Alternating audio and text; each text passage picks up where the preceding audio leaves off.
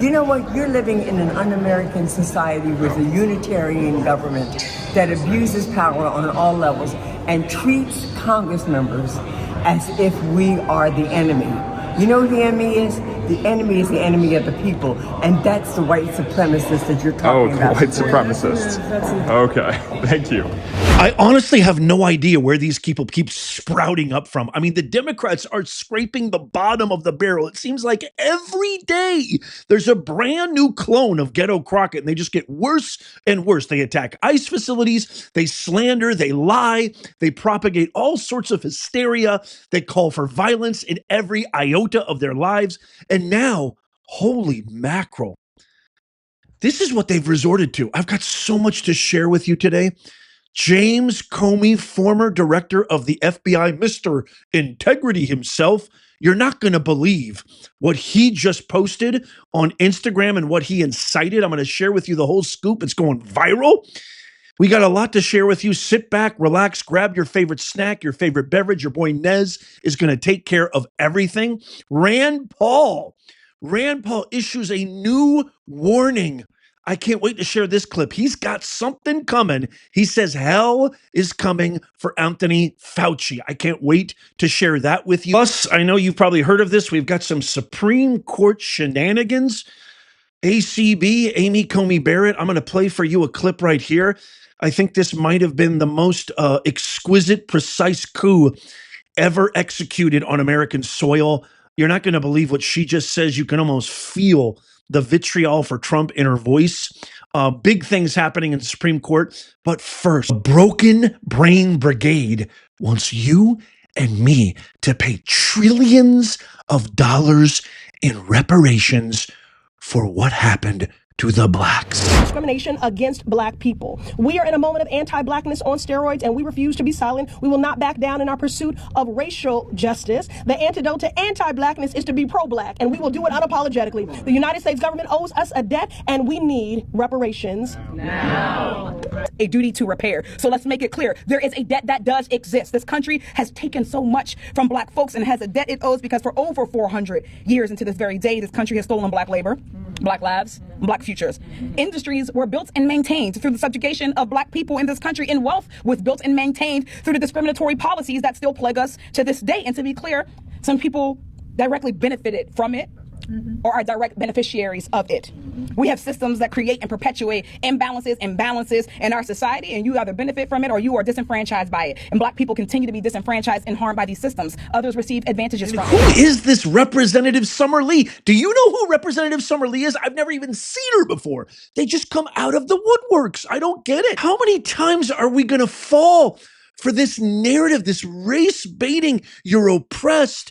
You're being subjugated. You're being taken advantage of. You have no advantages. You're a second-class citizen. That's all the Democrats keep doing time and time again. Race baiting, race hustling. It must be an amazing business. There must be huge profits as proven by BLM. And by the way, one of the co-founders of BLM, speaking of BLM, a terrorist organization, just got caught by the police and arrested for being a part of a child sex ring. Can you believe that? Of course, I can believe that. But when is it ever going to end? They did all this race baiting through the 2024 election cycle. The Americans were privy to it, especially black Americans. The highest numbers of African Americans, blacks, Hispanics, Asian Americans voted for Trump because they're sick and tired of being told that they're second-class citizens. I can't wait to get your thoughts on this. Let me know down below. Okay, next, I have to play this clip for you. There was a huge argumentation happening with the Supreme Court as Donald Trump's lawyer, John Sauer, was bringing forth for judicial overreach as well as birth citizenship. And I just want to play for you. This is just so sad. It's not just disloyal to Trump. It's disloyal to the American people. Listen to Amy Comey Barrett, ACB, proving once again she may be the worst SCOTUS pick ever by any party, Republican or Democrat. She has a lifetime appointment to the Supreme Court because of Trump. Yet you can hear the anger, the animus in her voice as clear as day. Watch this. Opinions and judgments here. Did I understand you correctly to tell Justice Kagan that the government wanted to reserve its right to maybe not follow a Second Circuit precedent, say, in New York, because you might disagree with the opinion? Our general practice is to respect those precedents, but there are circumstances when it is not a categorical practice. It is, and that is not This just a new policy. administration's practice or the longstanding practice of the federal government? And I'm not talking about in the Fourth Circuit, are you going to respect a Second Circuit? I'm talking about within the Second Circuit. And can you say, is that this administration's practice or a longstanding one? As I understand it, longstanding policy of the Department of Justice. Yes, that we generally, as it was phrased to me, generally respect circuit precedent, but not necessarily in every case. And some examples might be a situation where we're litigating to try and get that circuit precedent overruled and so forth. Well, okay, so I'm not talking about a situation in which, you know, the Second Circuit has a case from 1955 and you think it's time for it to be challenged. That's not what I'm talking about. I'm talking about in this kind of situation. I'm talking about this week, the Second Circuit holds that the executive order is unconstitutional, and then what do you do the next day or the next week? Generally, we follow those. So you're still saying generally? Yes. And you still think that it's generally the policy, longstanding policy of the federal government to take that approach? That is my understanding. Okay, so, but it sounds to me like you accept a Cooper versus Aaron kind of situation for the Supreme Court, but not for, say, the Second Circuit. Like where you would respect the opinions and the judgments of the Supreme Court, and you're saying you would respect the judgment, but not necessarily the opinion of a lower court. And again, I think in the vast majority of instances, our practice has been to respect the opinion as well, in the circuits as well, but my understanding is that has not been a categorical practice in the way respect for the precedents and the judgments of the Supreme Court has been. So you're not hedging at all with respect to the precedent of this court? That is correct. I believe the quotation from our application directly addresses that, and we stand by that completely. Let me translate that for you, just in case you weren't able to understand the legalese and the semantics there, especially the part where she says, really? Really? Did that sound like a Supreme Court justice who was exuding objectivity and neutrality? She's essentially saying, do you think that this administration generally is respectful towards the lower courts? Or do you think that generally the government in general treats the lower courts in the same way that this administration has, trying to make it a point? She's supposed to be neutral, only basing all of her argumentation, all of her ruling on law. She's not a policymaker. Remember, that's the job of, there's three branches of government, right? Legislative. She is the judicial. They simply interpret and enforce the law. Period. But she's making judgments on Trump, casting aspersions on Trump. It's unreal. I want to hear from you. Do you think that ACB is literally the worst pick ever?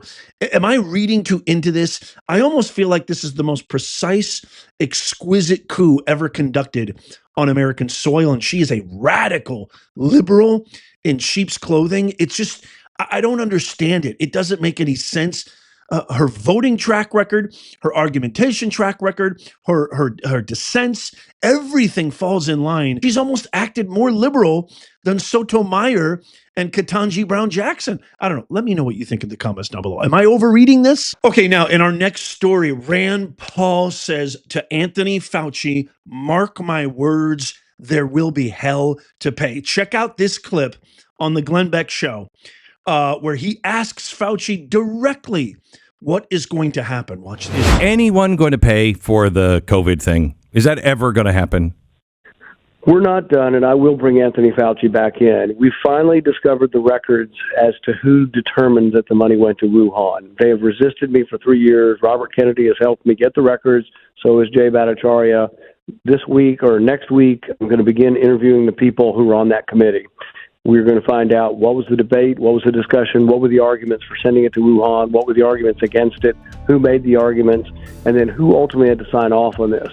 It is our belief that Anthony Fauci had to sign the document. We haven't found the document yet because it's either been hidden or destroyed. Yeah. We're going to keep it, and there will be hell to pay. Everybody thought that Rand Paul was just a lunatic conspiracy peddler, just like they thought we were too when we questioned Biden's mental cognition and all of Kamala's lies and who was running the government. They call us conspiracy peddlers, but he was the one guy that stuck to his guns against Fauci. And based on all the reports that have come out, the subcommittee, the COVID report, et cetera, that I did a lengthy video on in case you missed that, all arrows point towards Fauci lied time and time again, and lied knowing they were lies. Let me know what you think in the comments down below. Okay, this is literally the coolest thing that I have ever come across.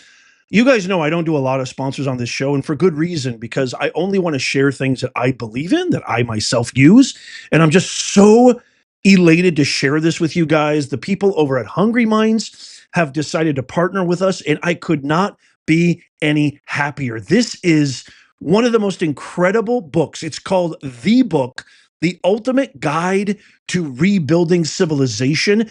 Every single page in this book was handcrafted by exemplary artists. You could literally learn how to rebuild your car, your home, survival techniques. It is the ultimate book, ultimate conversation starter, coffee table. It enlivens your home, enlivens conversations. It makes an amazing gift. Over 400,000 copies sold worldwide. Over 180 topics, over 50 artists and professionals involved. I mean, this is the exemplification of quality. And right now, Hungry Minds is offering us a 10% discount. All you got to do is use the promo code ProfessorNez10. It's for limited time only. So I'm telling you right now, this is a great gift to brighten up your home, brighten up your conversations, and finally do something memorable for yourself and others. Get this right now. Link in the pinned comment and in the description down below. Okay.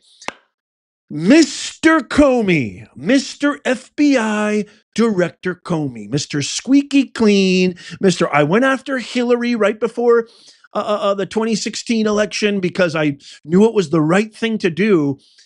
This is unbelievable.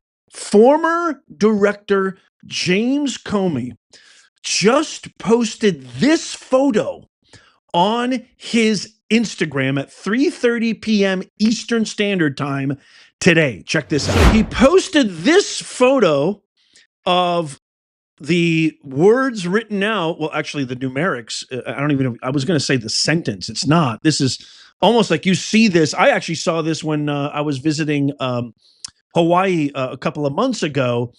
This was on a sign of a protester, a deranged lunatic leftist. 8647. 8647 written out in shells. He posted this on his Instagram, but that's not even the half of it. Look at the caption. Right there, Comey says, "Cool shell formation on my beach walk." I beg your pardon?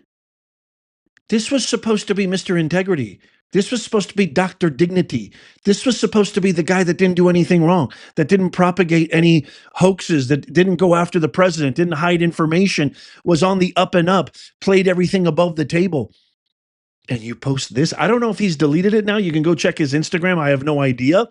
He turned off all comments. I think he turns off comments because he's a coward. He doesn't want anybody commenting.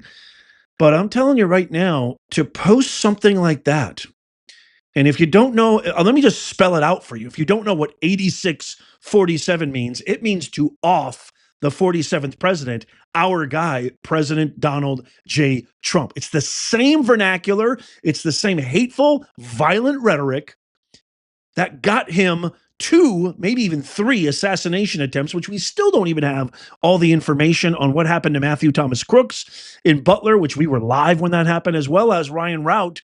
We still don't know what's really going on. And I'm hoping the DOJ, Kash Patel and Pam Bondi will come up with something and divulge that to the public. But posting something like that, it's bad enough that we have all these TikTokers and young people screaming for ending and violent attacks on Tesla dealerships, attacking Trump, saying that they want him off, and all these other things, hinting at assassination, hinting at ending him. 8647? You post that, Director Comey? A former director of the FBI? An official of the United States government? Somebody who swore an oath to the Constitution? You're actually implying that you want our president to be unalived? Are you kidding me right now? But I don't know, maybe I shouldn't be surprised, because This is all the left does now. They don't have a track record. They have no list of achievements. They have no vision. They have no strategy. They're completely deranged. They're completely bonkers. Watch these two clips right here of Hakeem Nobody's Dream Jeffries essentially inciting a violent threat to anybody who arrests these innocent congressmen and women that he claims are innocent. And then the communist extraordinaire, the new leader of the Democrat Party herself, AOC. Watch this. There was this incident in Newark. You said they better not touch our members. Correct. What happens if they were to go and arrest these members, or if they would try to sanction them during the House of Representatives? They'll find out. What would you do? I mean, They'll what, find out. What recourse? I mean, but doesn't that broach a? They'll find out. Doesn't that go across? That's a red line. It's a red line? They'll find out? They'll find out? I mean, he sounds like an everyday thug, you know, when he says things like that. Am I crazy? They'll find out. That's a red line. What happened to no one's above the law? You think that's bad? Listen to communist AOC. And now what DHS is trying to say, again, they're using public intimidation because they know that they cannot come for us all.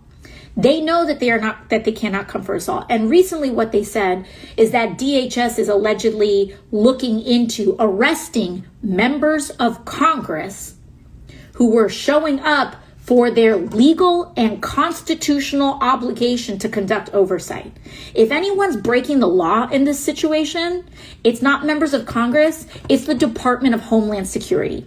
It's people like Tom Homan and Secretary Kristi Noem. You lay a finger on someone, on Representative Bonnie Watson Coleman, on Representative or any of the representatives that were there, you lay a finger on them, we are going to have a problem. Broken brain brigade. Their brains are broken, and they're literally claiming that no one is above the law, except, of course, themselves. They went after our president. They smeared him, tried to discredit him, attacked him, tried to jail him, imprison him, tried to assassinate our president.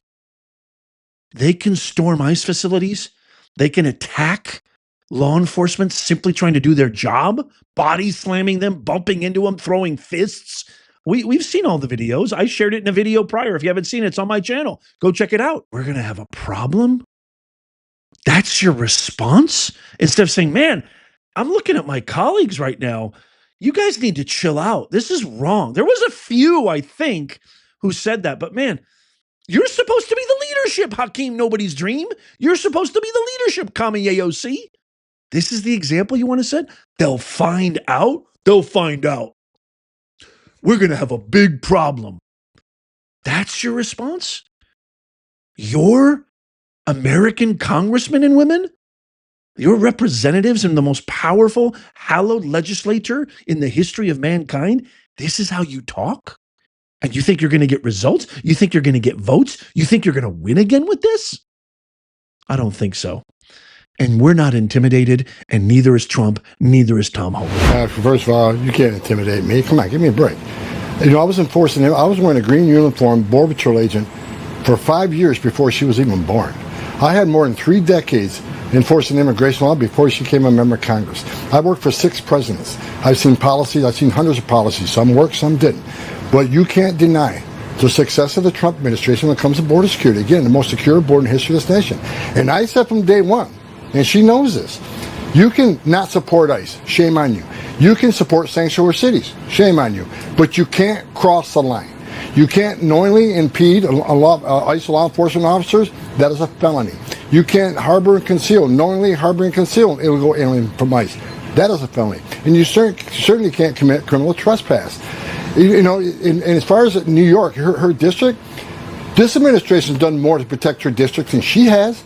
The number of criminal aliens we took off the streets of New York made her community much safer. She ought to be thanking the members of this administration, the men and women of ICE, who protect this country and make her community safer. So, you know, it's politics over public safety. It's just ridiculous. She ought to love her community more than she hates Trump, because we're doing a lot to protect her community. Preach it, Tom Homan. Preach it. I love it. It's amazing to me. We've got the greatest president in our lifetime, tirelessly losing sleep working every single day. He's bringing prescription drugs down, which is going to save trillions of dollars and save hundreds of millions of American lives. He's brokering peace deals. He's being hailed as the world leader of peace. They're talking about giving him the Nobel Peace Prize, making a midnight red-eye trips to Saudi Arabia, United Arab Emirates, to Qatar, securing trillions of dollars in investments. We're going to have the external revenue system, which is going to abolish the IRS. He's brokered peace deals with the Houthis, peace deals with, trying to get Putin and Zelensky to the table. The Houthis, Israel, Gaza. The man is, working tirelessly. And what's the thanks he get? More threats on his life from James Comey. The Hippocrats, the broken brain brigade, spreading lies, hurling violent attacks and threats, calling for reparations. That's your response? Your response is you want us to pay you for something that happened 400 years ago? And Trump is doing the exact opposite, getting investments so we don't have to work our butts off and slave like we did for the past 4 years? Am I nuts? These people need to be absolutely jailed, imprisoned, deported, whatever. They need to be thrown the F out. I've had enough. Are you with me? Raise your hand in the comments and let me know if you're with me. I can't wait to get your thoughts and comments on this. I'm going to have a heart attack right now in front of the camera if I keep going. Let me know what you think in the comments down below. This video needs to go viral. Tap the thumbs up if you love America. Check out these videos coming up on the screen right here, just in case you missed them. Tap my face right there to subscribe and follow. It's free, and may God bless you, and may God bless the USA and all who defend her. I'll see you soon.